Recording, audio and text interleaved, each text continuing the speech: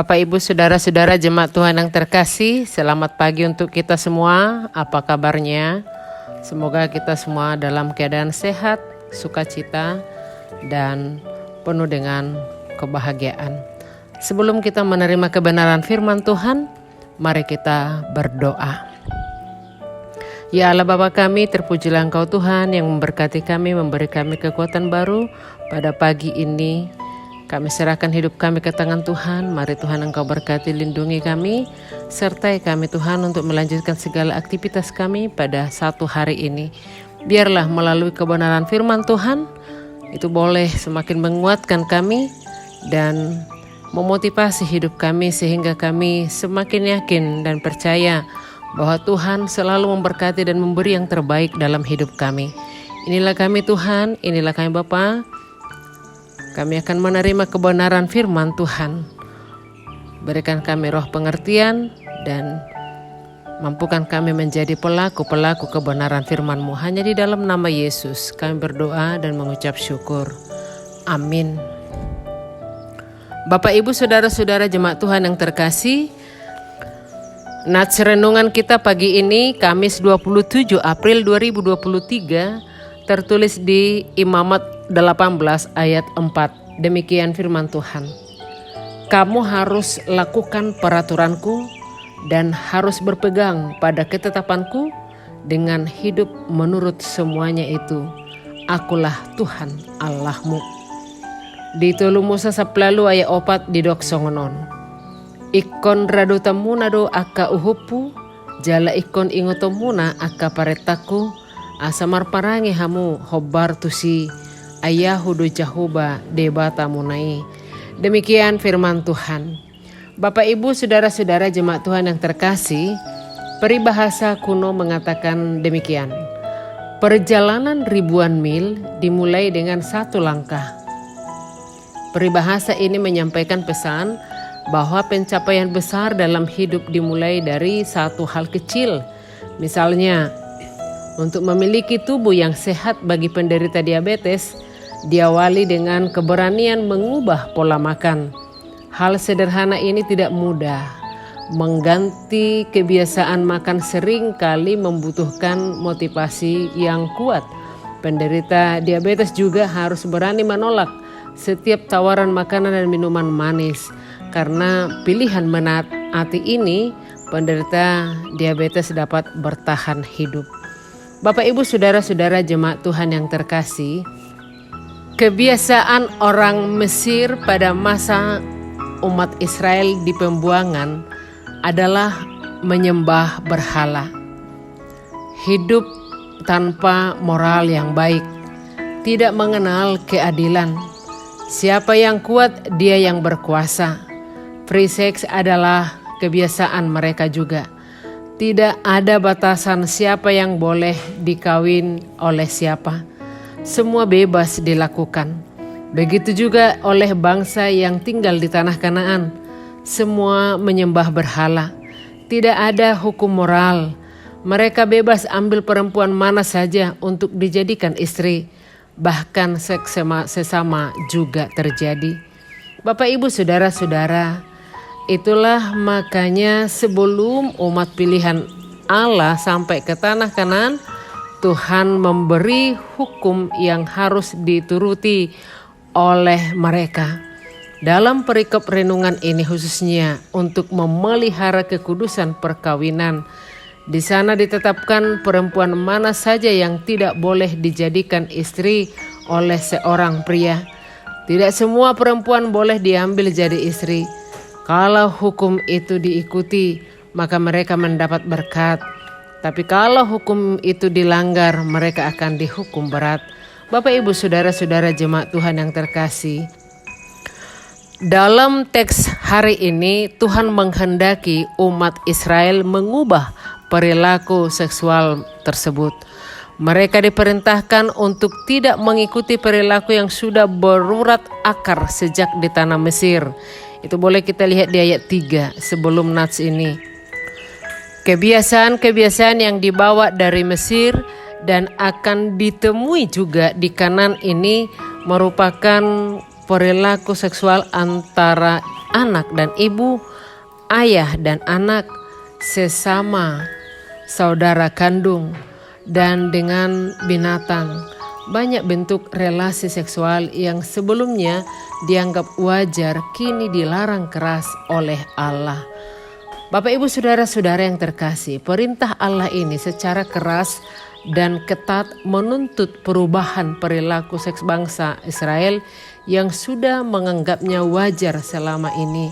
Diperlukan suatu revolusi untuk mengubahnya, sebuah jalan ketaatan yang tidak mudah untuk dilakukan. Mereka tidak punya pilihan lain. Jika taat, maka mereka hidup.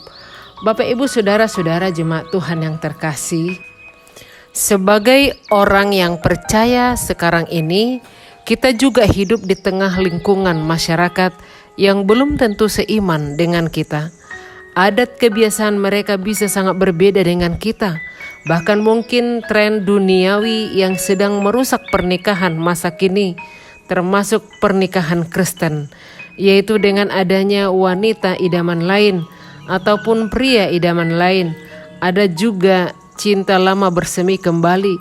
Ada banyak hal yang sejenis itu yang merusak hubungan keluarga di masa kini.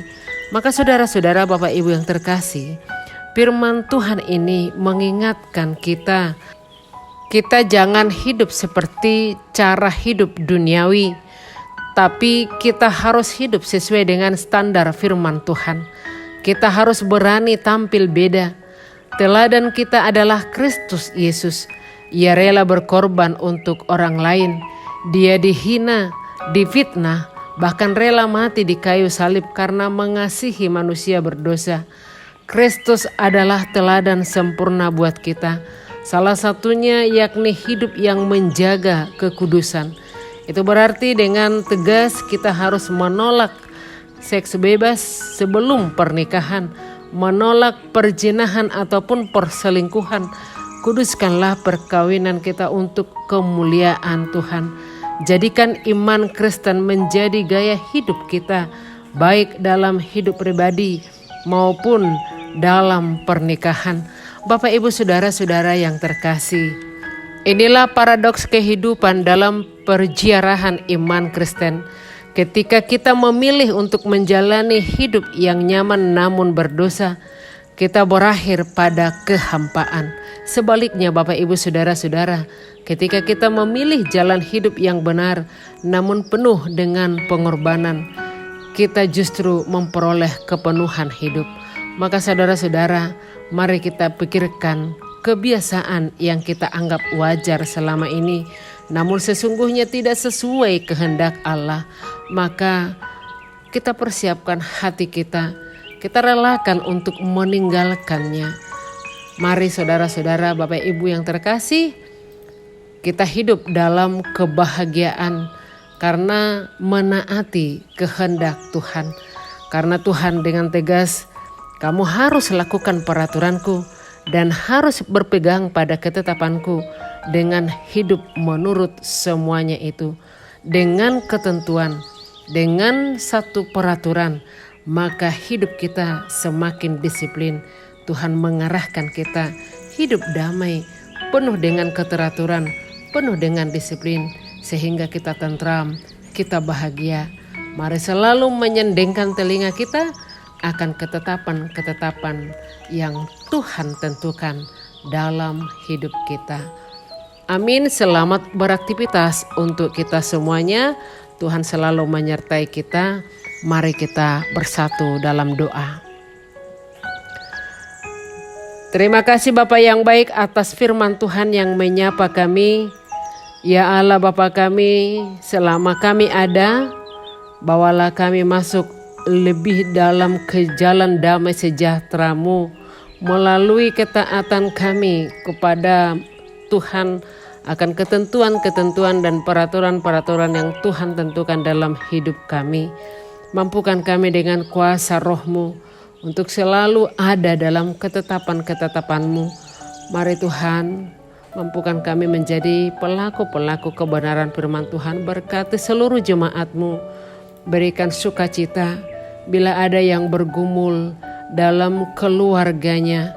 Mari Tuhan, kuat kuasa-Mu yang selalu menguasai mereka. Biarlah kuasa Roh-Mu yang memperdamaikan mereka. Saudara kami yang sakit, Tuhan jamah mereka.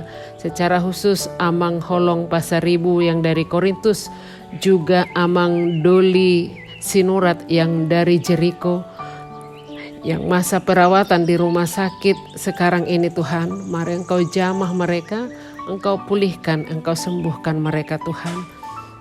Begitu juga Bapa yang baik, saudara-saudara kami bila ada yang menganggur, mari Tuhan Engkau gembalakan mereka, Engkau tuntun mereka ke pekerjaan yang layak, sesuai dengan kemampuan mereka. Jangan biarkan putus asa Tuhan, tetapi biarlah ketekunan-keteguhan hanya mengandalkan Tuhan, sehingga mereka meyakini Engkau adalah sumber segala kebutuhan kami.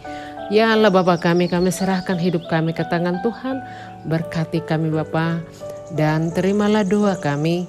Di dalam nama Yesus kami berdoa dan mengucap syukur. Amin.